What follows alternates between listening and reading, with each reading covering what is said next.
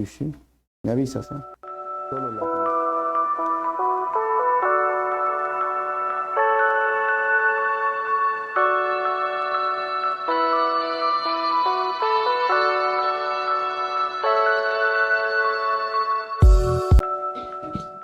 Mateo 23, versículo 37, continuando esta serie, dice: Oh Jerusalén, Jerusalén, la ciudad que mata a los profetas y apedrea a los mensajeros de Dios. ¿Cuántas veces quise juntar a tus hijos como la gallina protege a sus pollitos debajo de sus alas, pero no me dejaste? Y ahora, mira, tu casa está abandonada y desolada. Pues te digo lo siguiente: no volverás a verme hasta que digas: bendiciones al que viene en el nombre del Señor. Vamos a orar. Señor, te doy gracias en este momento, una vez más, por tu palabra. Gracias por permitirnos reunirnos en tu nombre y sobre todo, Señor, por hablarnos a través de tu palabra revelada. Que este párrafo que vamos a estudiar de Mateo 23 y Mateo 24 nos ayude a entender, Señor, tu voluntad. Y sobre todo, Dios, ¿qué es lo que quieres decirnos a través de estos versículos? Háblanos de forma personal. Que tu Santo Espíritu, Señor, redarguye el corazón de cada persona que escuche esta enseñanza. Y usa mi vida, Señor, en esta hora para compartir de tu palabra. Pido esto en tu nombre, Jesús. Amén. Muy bien, estamos estudiando Mateo. Recuerden, esta serie se llama El Rey Mesías, porque lo que quiere hacer Mateo con toda su carta es explicar que el Mesías ya vino. Y ahora estamos en la última parte de este libro y es el discurso del Mesías en el Monte de los Olivos. Entonces, vamos a hablar sobre el Mesías enseña sobre Jerusalén. Este es el bosquejo de este sermón. Solamente del Mateo 23, 37 al 39 y 24, 1 al 2. Y de la segunda parte vendría a ser del Mesías enseña sobre el fin del mundo, desde el versículo 3 hasta el versículo 14. Entonces, este es el último de los 5 sermones o discursos que Mateo tiene. El primer sermón que hemos estudiado, ¿se acuerdan? Es el Sermón del Monte, ¿no? Después Jesús ha ido hablando cómo es el costo del discipulado, cómo actúa el Hijo de Dios o el discípulo. Y ahora estamos hablando cuál es el rol del discípulo. Al final podríamos ponerle al final de los tiempos. Y vamos a ver, como hemos leído, primero, oh Jerusalén, Jerusalén, dice el texto, la ciudad que mata a los profetas y apedrea a los mensajeros de Dios. ¿Cuántas veces quise juntar a tus hijos como la gallina protege a tus pollitos debajo de sus alas, pero no me dejaste? En el contexto ya vendría a ser entre el día, estamos hablando domingo de Ramos, el jueves va a ser traicionado, pero es en estos días que Mateo coloca esta frase, que Lucas lo hace de forma diferente. Y cuando habla de Jerusalén, Jerusalén, no está hablando exclusivamente de la ciudad, sino está hablando de los ciudadanos de esa ciudad, está hablando de los judíos. Y estos judíos han matado a los profetas, han apedreado a los mensajeros de Dios. Y Lucas lo va a situar, miren, si leemos Lucas capítulo 19, versículo 41 al 44, dice: al acercarse a Jerusalén, Jesús vio la ciudad delante de él y comenzó a llorar. O sea, Jesús también lloró.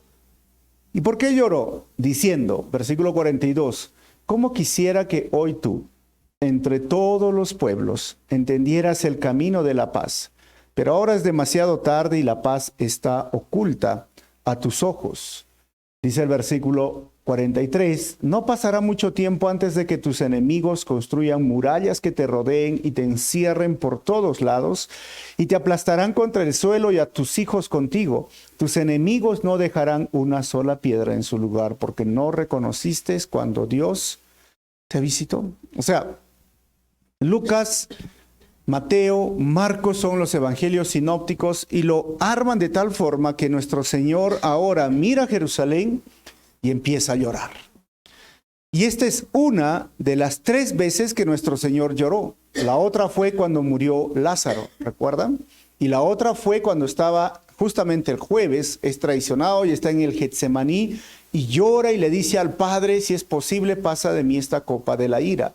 3 veces nuestro Señor lloró.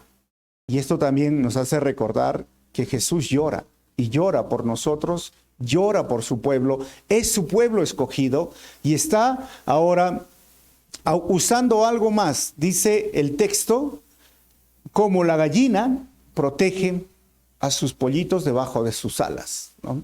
Ustedes saben que las gallinas protegen, pues, ¿no?, a los pollitos. Y a veces algunas personas piensan, y he escuchado, hoy día es muy de moda, ha salido una secta, porque es así, la Madre Dios, no sé si han escuchado, y dicen que Dios, aún la teología femenina ha salido, que es otra distorsión de la teología, que dicen que Dios es mujer.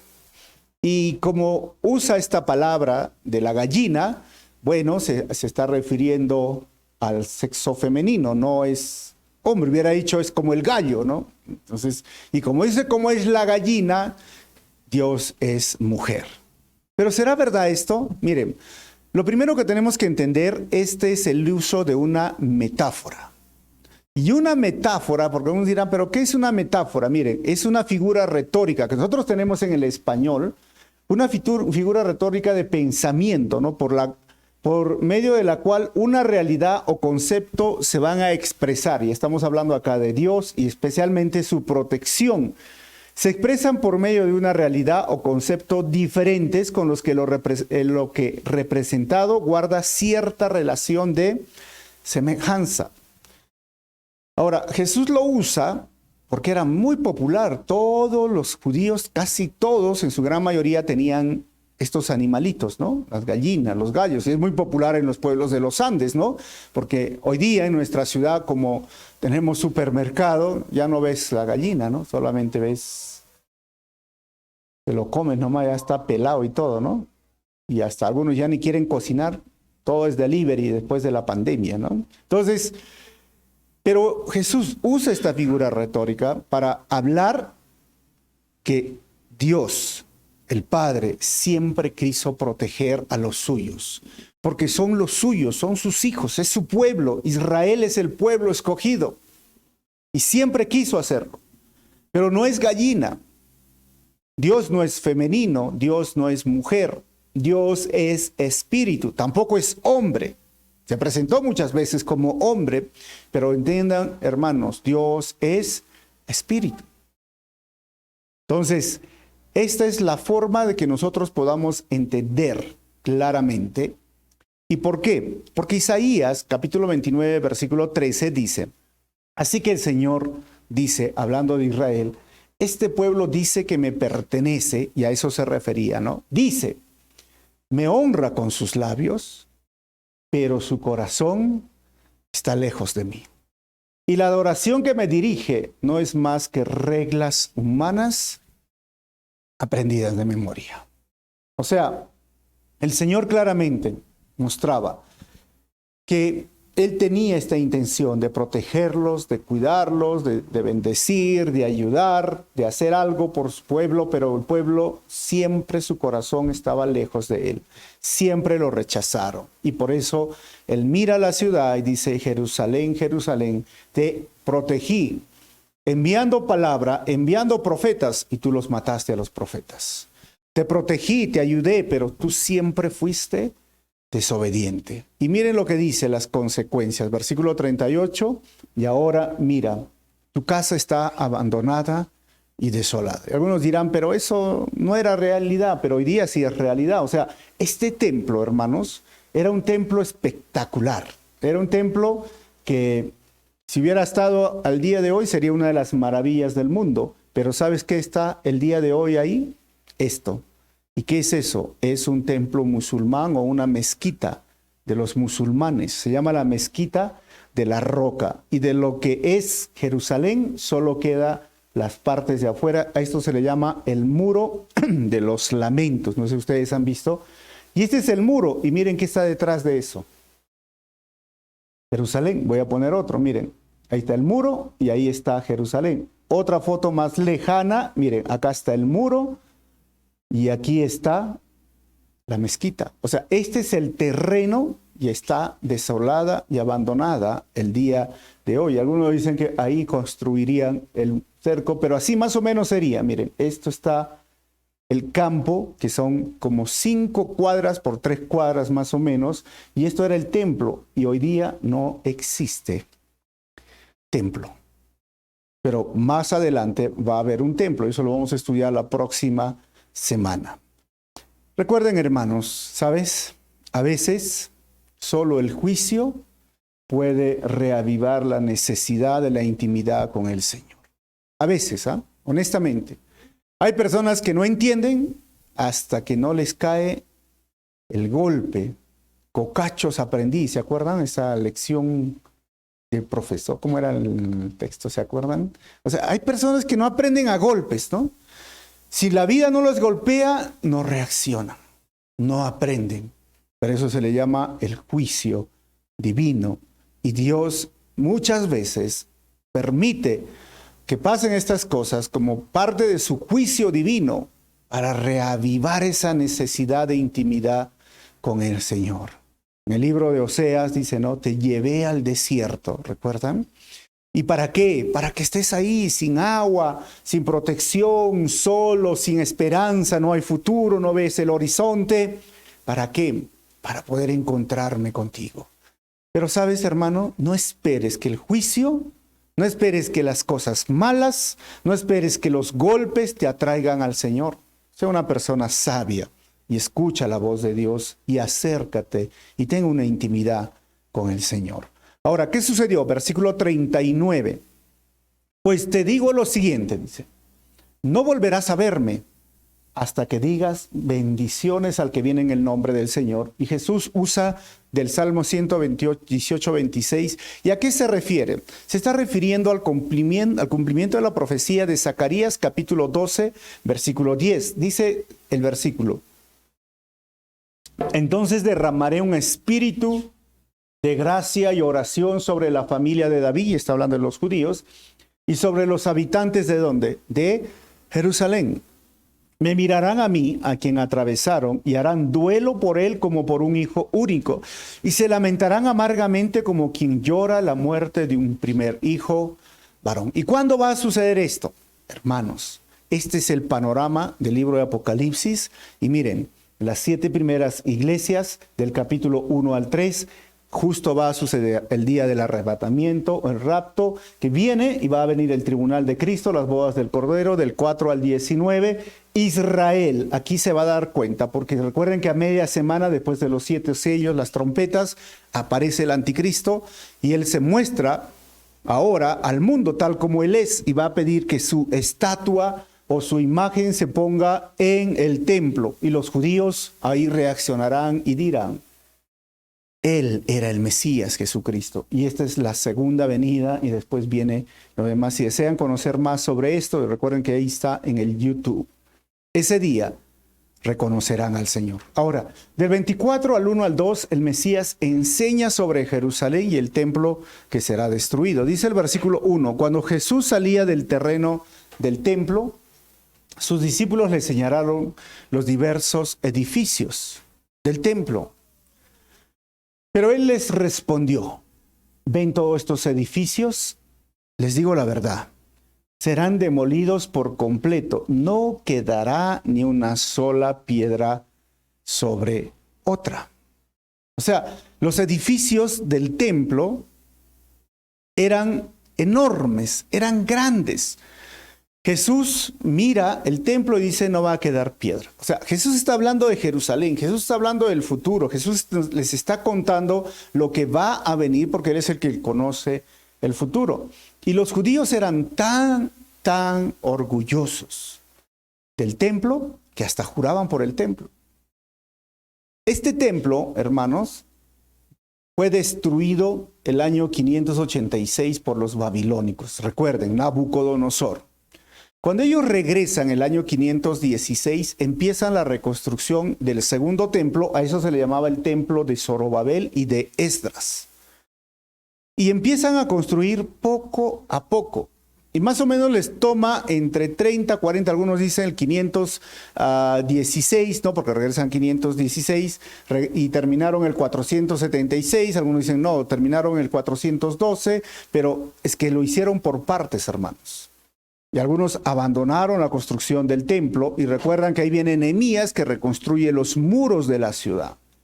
Pero este templo, miren, vamos a ver, yo tengo un video que les voy a mostrar. Si sale o no sale.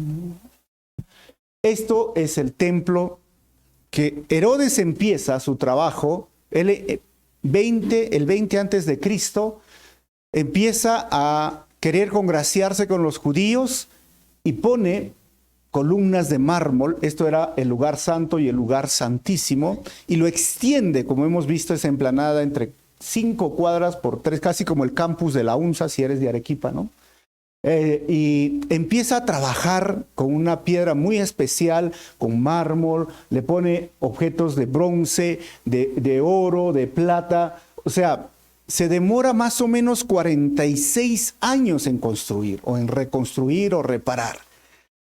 Y una vez que lo termina, no faltaba todavía los acabados. ¿Y saben cuándo lo inauguraron los judíos? El año 63. Sus puertas, sus muros, dice que era más o menos como de 6 pisos, de 5 pisos a 6 pisos de alto, hermanos. O sea, era espectacular este templo, y por eso es que los judíos y los apóstoles que están preguntando, dicen, mira lo que tenemos, mira lo que hay, este templo es espectacular, y Jesús les dice, de todo este edificio no va a quedar piedra sobre piedra. O sea, realmente como que los desinfla, ¿no? Les dice, mire, toda esta emplanada que hizo Herodes, y que ahí está el patio de los gentiles. Ahí no me pasa, Stephanie. El patio de las mujeres y de los gentiles. ¿Saben qué es lo que queda? Esto. Pero no es el templo. Jesús dio su palabra y se cumplió su palabra. Esto no es el templo. ¿Saben qué es? Los muros alrededor del templo. ¿Por qué? Porque el año 70... el que en ese tiempo se llamaba General Tito y luego llegó a ser emperador, como dijo Jesús, versículos anteriores, te van a cercar, van a poner muros contra ti por más de 5 meses.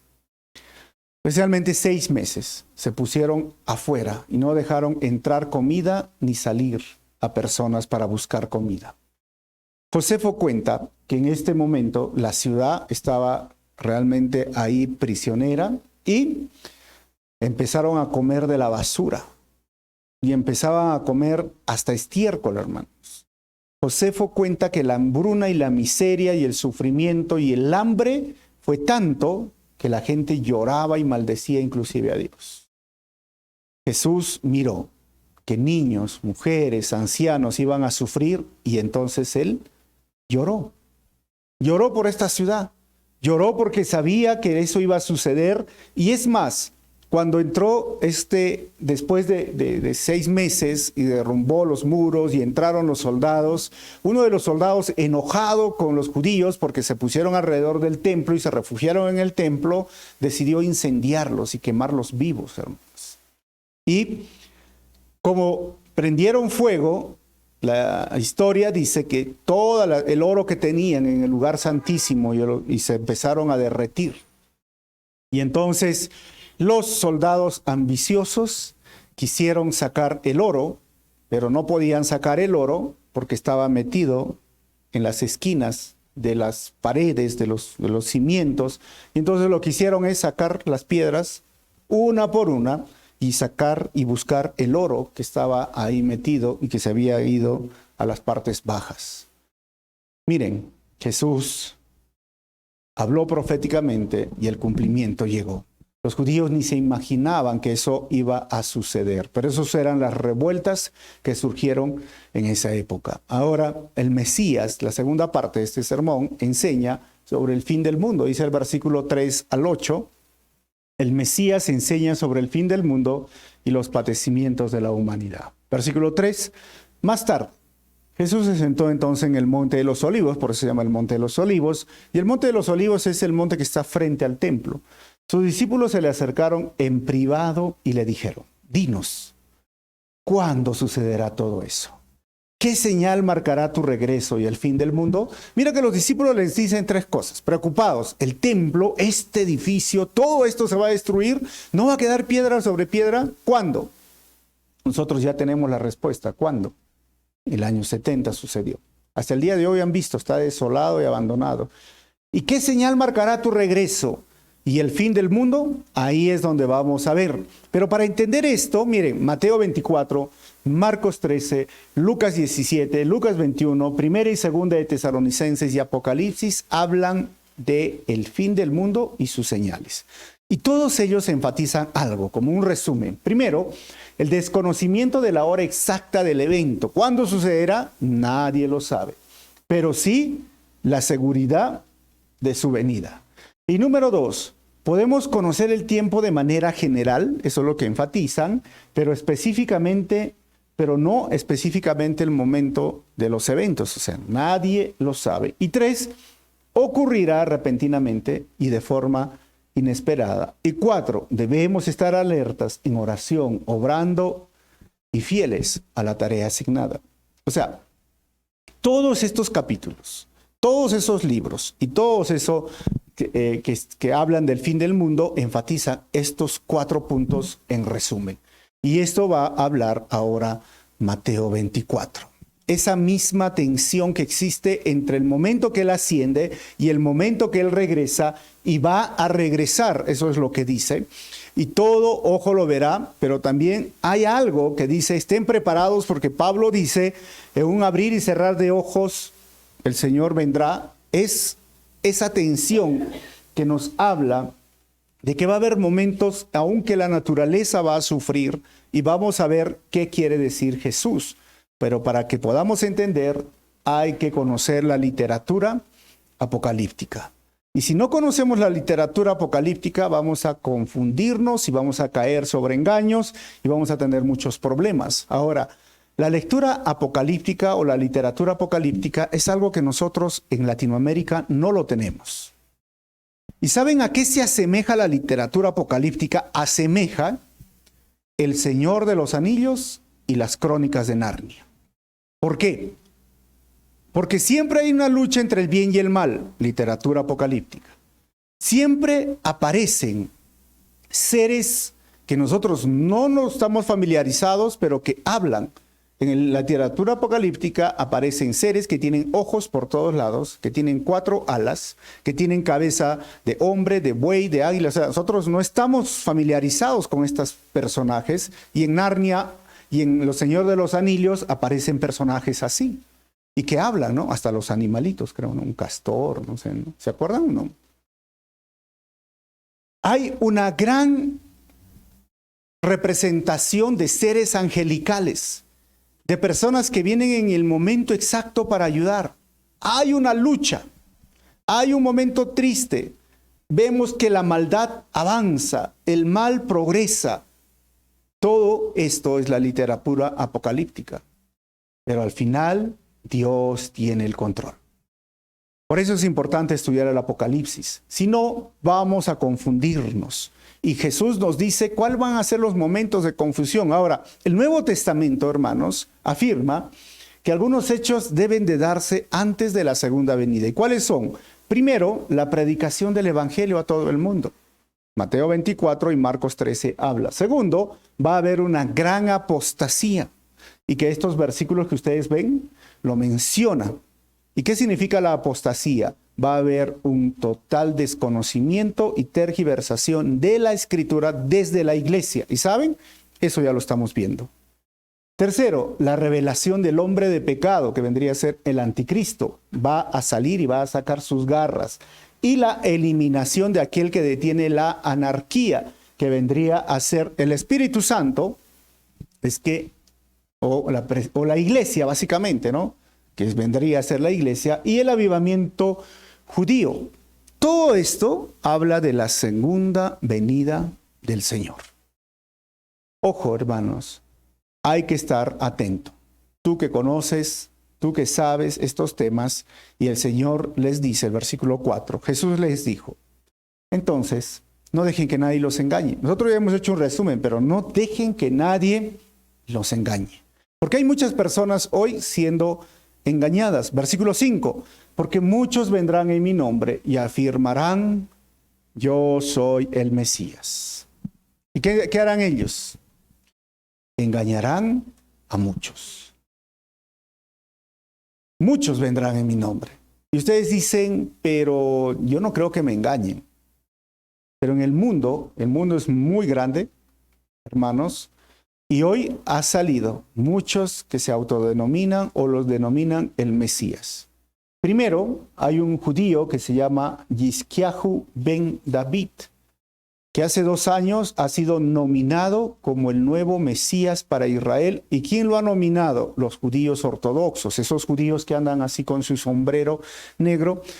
Y alguna parte de la comunidad judía todavía no lo acepta, pero dicen que tiene todas las características para ser el siguiente Mesías.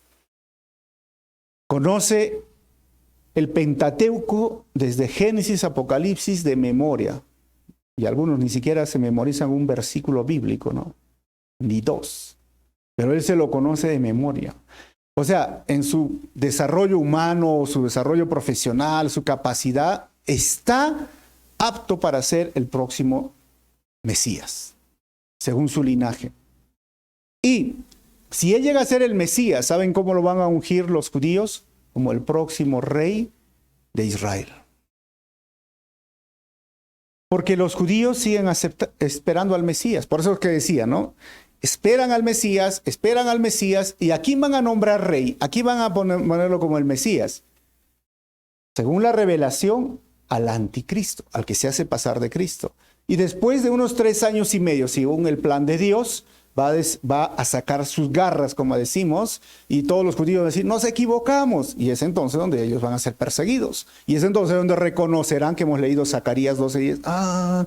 Nos equivocamos, ya lo matamos, fue hace 1000 años, bla, bla, bla. Pero todo esto es parte del plan de Dios. Ahora, no solo es él. Miren, hay uno que se hace llamar Inri Cristo en Brasilia. Este hombre se llama Álvaro Inri Cristo Tais. Tiene 12 discípulos y ha formado una iglesia y él se hace llamar la reencarnación de Cristo, el Mesías, ¿sabes? Jesús de Kitwe en África. Este hombre tiene 40 discípulos, ¿ah? Y su nombre es Bupet Chigwe Chimbivas. No sé. En la parte de Sudáfrica se hace llamar el Mesías. Estamos hablando, miren, 2016, el otro es 2011, 1996. Miller apareció y él es de Australia. Tuve que poner acá de Australia, ¿sí? Él dice que es Cristo y ella es María Magdalena. Y el año 2012 se proclamaron el Mesías. ¿Y qué pasó con Miller? Miller dice, se separó de su esposa y empezó a tener sueños y soñaba que lo crucificaban, soñaba que lo azotaban y él dice, entonces soy Cristo. Me está recordando mi vida pasada. Y él se proclama ahora Jesucristo, el Mesías australiano de Australia, bueno. En Perú no se salva, hermanos, los peruanos, por si acaso. ¿Recuerdan a Ezequiel Ataucusi Gamonal? El año 2000 falleció y dijo que él va a resucitar al 3er día. Y hoy día hay muchos todavía que son de la secta los israelitas. Y ustedes dicen, no, sí, engañan a muchos. Son miles de seguidores, hermanos, de todos estos hombres. Y el otro se llama Visarión, el Cristo de Siberia. Sergei Torov se llama, hermanos. Y tiene muchos seguidores en Rusia. Y ahora este es el más famoso, ¿no? Se llama José Luis Miranda, que tiene un tatuaje en su brazo que es el 66. Y él dice que es la reencarnación de Cristo y también es el anticristo a la vez, ¿está bien? Ya murió, ¿no? Murió el 2013, si no me equivoco. Murió. Y él dijo, y todos ellos dijeron, somos eternos, somos Cristo, hasta Ezequiel Ataucusi, pero solamente les muestro algo para que sepan que todos ellos tienen miles de seguidores. Y ellos están engañando a muchos. Pero, ¿será que puedan engañar al pueblo de Dios? Miren, realmente hay posibilidades. ¿Por qué? Porque los que se pueden dejar engañar son, Pablo habla de un grupo de personas. En 1 Corintios capítulo 3, versículo 1 al 3 los menciona y dice: amados hermanos, cuando estuve con ustedes pude hablarles como lo haría con personas espirituales. No pude hablarles como lo haría con personas espirituales, dice Pablo. Tuve que hablarles como si pertenecieran ¿a qué? A este mundo. Como si fueran niños en Cristo. Y el versículo 2 dice: tuve que alimentarlos con leche, no con alimento sólido, porque no estaban preparados para algo más sustancioso y aún, dice Pablo, no están preparados. Versículo 3, porque todavía están bajo el control ¿de qué? De su naturaleza pecaminosa. Tienen celos unos de otros y se pelean entre sí. ¿Acaso eso no demuestra que los controla su naturaleza pecaminosa? ¿No viven como la gente del mundo? O sea, Pablo habla de que hay un grupo de la iglesia, el día de hoy, que son los más fáciles de ser engañados. ¿Y quiénes son? Los que no prueban alimento sólido, los que están viviendo de leche, como dice, ¿no? Del A, B, C. Y algunos dirán, pero yo ya estoy listo para comer alimento sólido porque yo tengo 10 años, 15, 20 años en la iglesia. Sí, puede ser que tengas 20 años, pero todavía eres inmaduro. ¿Y cómo soy inmaduro? Porque tienes celos, porque siempre estás peleando, porque siempre estás en problemas con personas dentro de la iglesia. Sigues llevando tu naturaleza pecaminosa, dejándote llevar por tu naturaleza pecaminosa, sigues todavía en ese estado. No has superado y no has dejado atrás eso. No te estás enfocando en las cosas importantes y estás mirando los detalles como que, si me saludó, no me saludó, si me dio bien la mano, no me dio la mano, si me dieron café, no me dieron café, no, hermanos, si me dieron azúcar, no me dieron azúcar, si me gustó o no me gustó esto de acá, la música, lo otro, lo de acá, bla, bla, bla, no me gusta el ambiente, no me gusta la luz, no me gustan las lucecitas, no me gusta esto, o sea, esas son cosas vanas, secundarias, hasta de tercer, así, ¿no? Lo ponemos lugar, porque lo más importante es que venimos a la iglesia a darle la gloria a Dios.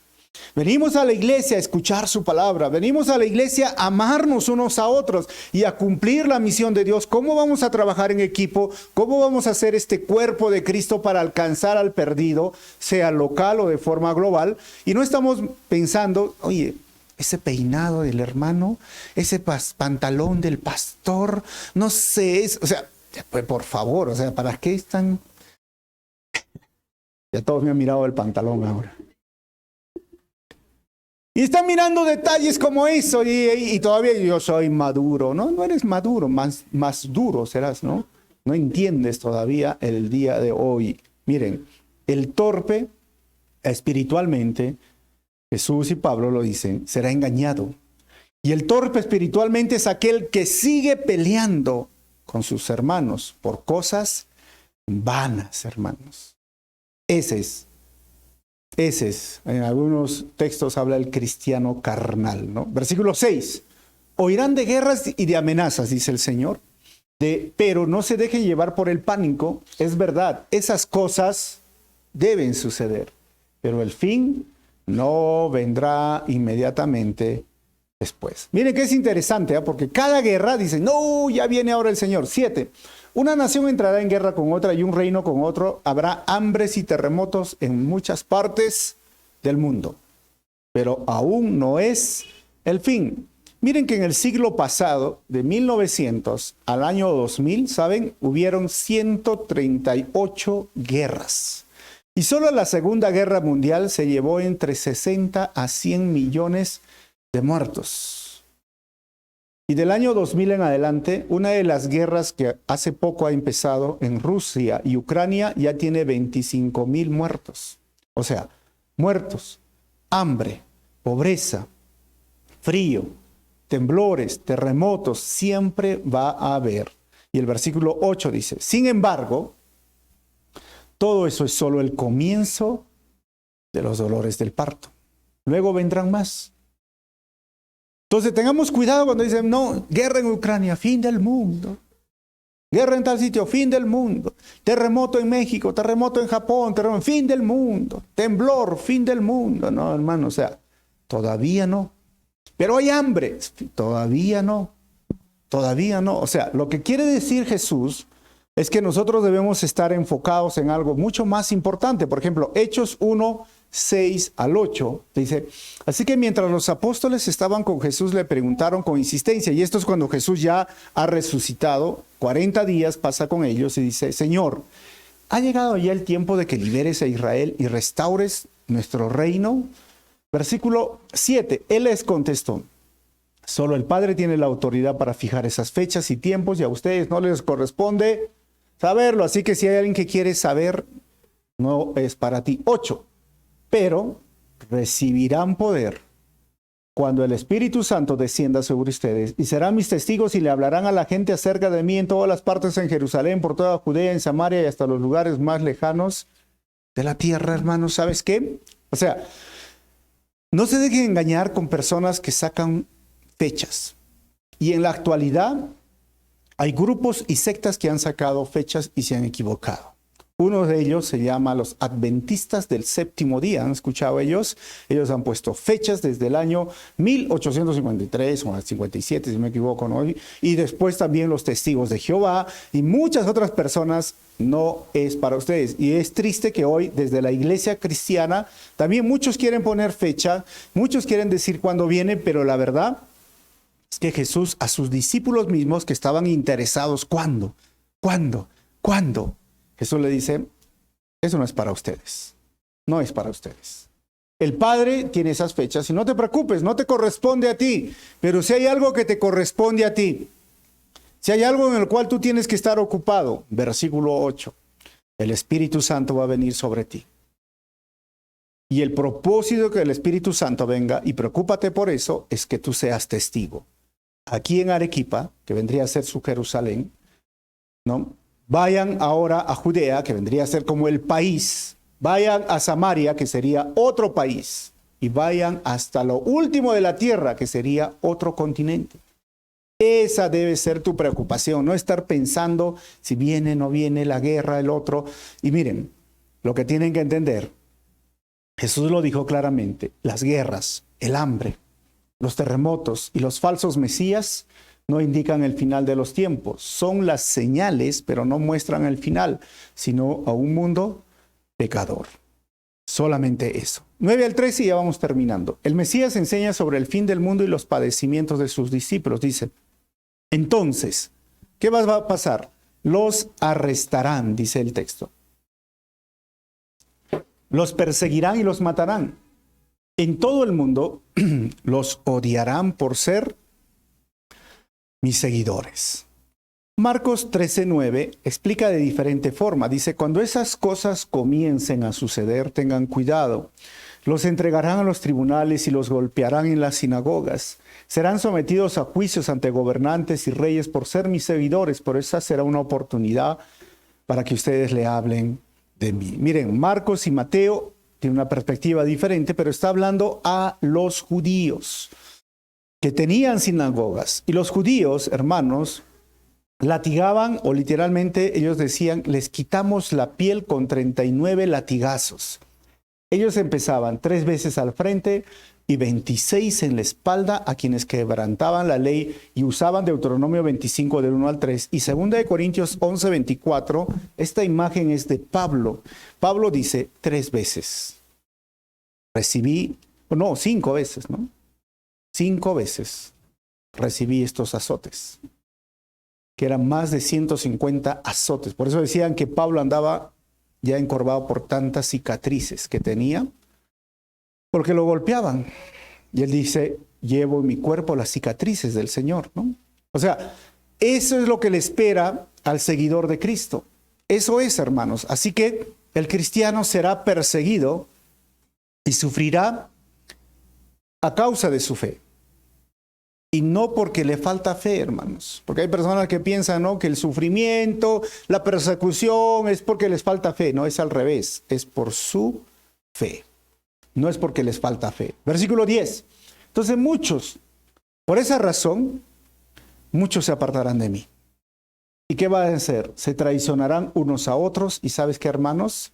Se odiarán. Eso dice Jesús.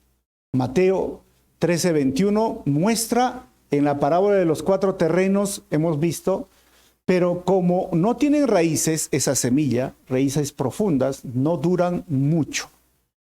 En cuanto tienen problemas o son perseguidos por creer la palabra de Dios, ¿qué hacen?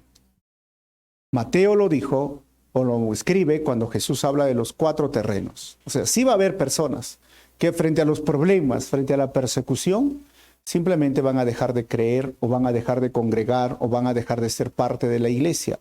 Y Juan 15:6 dice, y el que no permanece en mí es desechado como rama inútil y se seca. Y todas esas ramas se juntan en un montón para quemarlas en el fuego. 11. Aparecerán muchos falsos profetas y engañarán a mucha gente. Eso más, aparte del Mesías, ahora dice falsos profetas, hermanos. Miren, ¿cuáles serán los falsos profetas? ¿Saben quiénes son? Los lobos disfrazados de ovejas, dijo el Señor anteriormente. Se involucran en el pueblo y saben, he visto muchos por YouTube y por los canales de televisión. Salen muchos falsos profetas y tengan eso también, cuidado. Versículo 12. Abundará el pecado por todas partes y el amor de muchos se va a enfriar. Miren, hermanos, se va a enfriar. Pero ojo, nosotros tenemos que entender que la persecución y los problemas a causa de la fe en Cristo revelarán las verdaderas intenciones del interesado en Cristo. Si alguno muestra interés, dice, sí, me gusta de repente la iglesia, no sé, las canciones, lo que hablan bonito, pero ojo, va a venir los problemas y es seguro.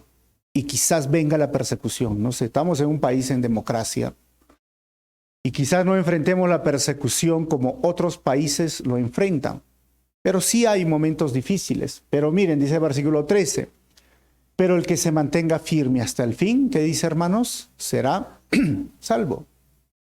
Hoy, como les mencioné hace un momento, no sufrimos la persecución que en el mundo se está enfrentando. Este es del año 2021. Hay 340 millones de cristianos hoy que son perseguidos en todo el mundo. Es decir, 1 de cada 6 cristianos hoy día son perseguidos en África. Eso hay que entenderlo.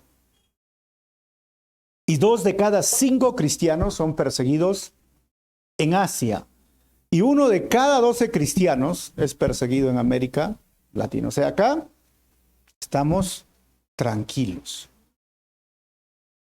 En estos países de persecución religiosa, 1 de cada 6. O sea, la persecución es algo real. Y estos son los países, los que son anaranjados, donde hay persecución, y los rojos, persecución severa, con pena de muerte. 340 millones. ¿Saben cuántos millones tiene el Perú? 30 o 32 millones. 10 veces más que el país del Perú están siendo perseguidos el día de hoy. Y dijo el Señor, esto va a suceder. O sea, no perseveramos nosotros para llegar a ser salvos, hermanos, sino que perseveramos porque somos salvos. Esa es la idea. Y estas personas perseveran. Y estas personas están ahí en persecución, están ahí sufriendo hambre, frío. Si tú sientes un poco de frío, imagínate, allá ni les dan frazada. Y están pasando problemas y algunos los están quitando sus casas, pero siguen perseverando. Si bien es cierto, en América Latina o en Europa nos pasamos esto, hay un tipo de persecución que ha empezado por las redes sociales, ¿no? Que cualquier palabra mencionada, familia, ¿no? La verdad bíblica, las personas hoy simplemente lo que hacen es bloquearte. Y dicen, bueno, que me bloqueen, pues, ¿no? Nada más. Pero no es una persecución, solo te enoja y te molesta. Pero miren, versículo 14, el Mesías enseña sobre el fin del mundo y la predicación de la buena noticia a todas las naciones. 14, dice el texto. Y se predicará la buena noticia acerca del reino por todo el mundo, de manera que todas las naciones la oirán y entonces vendrá el fin. Y en otras palabras, sería a todos los grupos étnicos cuando habla de todo el mundo, porque esa es la palabra. Y Mateo 28, cuando termina este libro que estamos estudiando, dice, Jesús se acercó y dijo a sus discípulos, se me ha dado toda autoridad en el cielo y en la tierra. Por lo tanto, vayan y hagan discípulos de todas las naciones, bautizándolos en el nombre del Padre y del Hijo y del Espíritu Santo. Enseñen a los nuevos discípulos a obedecer todos los mandatos que les he dado y tengan por seguro esto, que estoy con ustedes siempre hasta el fin de los tiempos.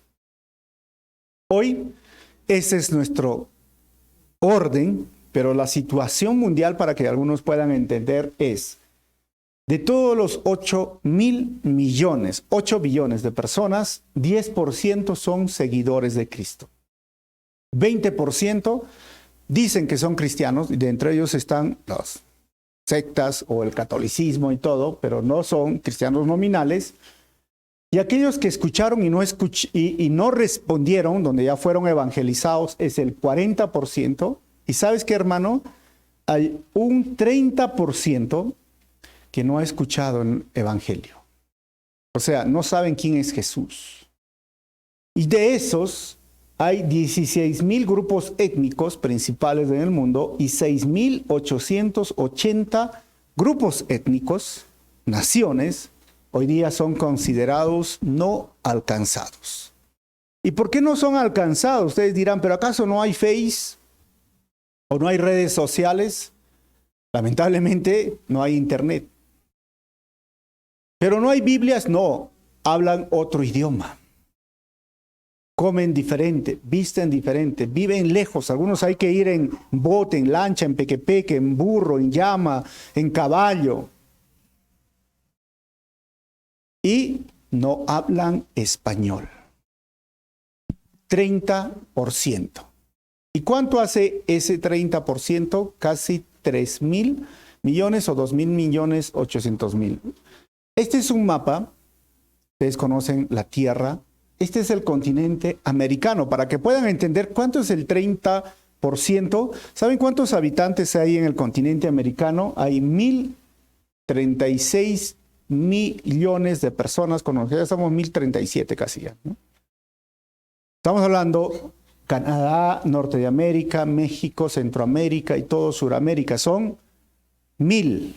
O sea, 1 billón, pongámosle con B, 1 billón. ¿Y sabes cuántos billones no conocen el Evangelio? Son 3 billones. 3 continentes americanos. ¿Quién irá? ¿Cómo escucharán el mensaje? Porque Pablo dice, si no hay nadie que los predique. ¿Y cómo irán si no hay nadie que los envíe? Recuerden esto, hermanos. El cristiano al final que no evangeliza, pronto se fosiliza. Es nuestra labor. Evangeliza de forma local, que la iglesia pueda crecer, que la iglesia pueda desarrollarse, que la iglesia pueda seguir levantando obreros, personas con una pasión y el deseo de predicar el evangelio, que no se vuelva en una simple institución donde nos cerramos y nos encerramos aquí en nuestras 4 paredes, que seamos una iglesia que va, que envía, que sale. Y a veces decimos, no, pero 2 personas se fueron y ahora hay un vacío. Para mí está bien que vayan, que se preparen, porque ese vacío tiene que ser ocupado por otros 2 que van a venir.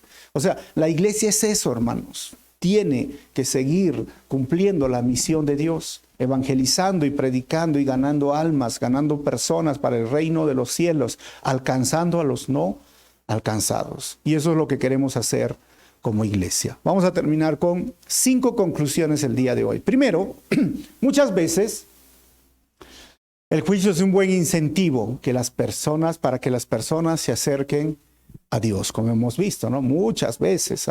Y número 2, aquel que no conoce bien la verdad. Sería al revés, ¿no? Aquel que conoce bien la verdad no será engañado fácilmente por aquel que mezcle la mentira con la verdad.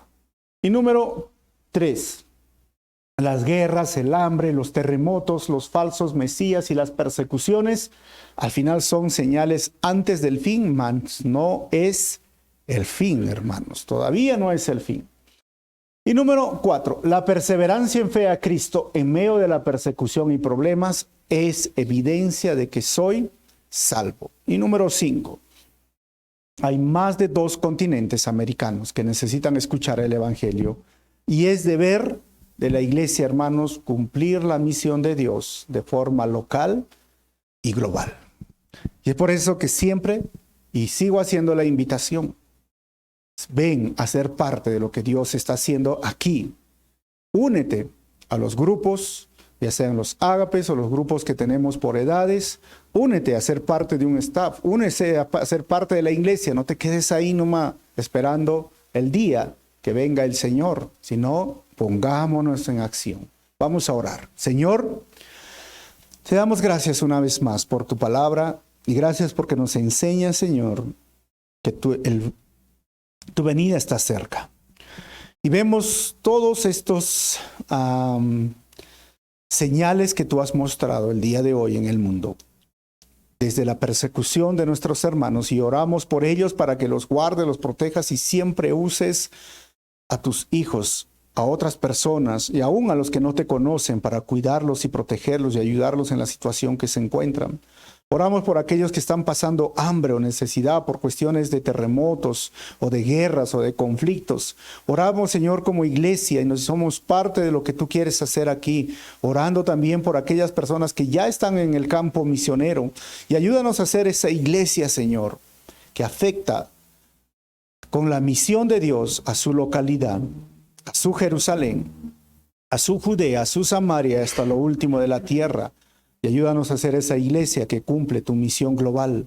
Señor, esta es mi oración, que cada persona que está escuchando esta enseñanza tome conciencia y entienda que hay mucho por hacer en la iglesia y que somos una iglesia viva y que somos una iglesia básicamente en movimiento, no una iglesia que se ha quedado como un monumento. Señor, ayúdanos cada día a crecer y a cumplir nuestra misión. Pedimos esto en tu nombre, Jesús. Amén. Muy bien, hermanos, vamos a ponernos de pie.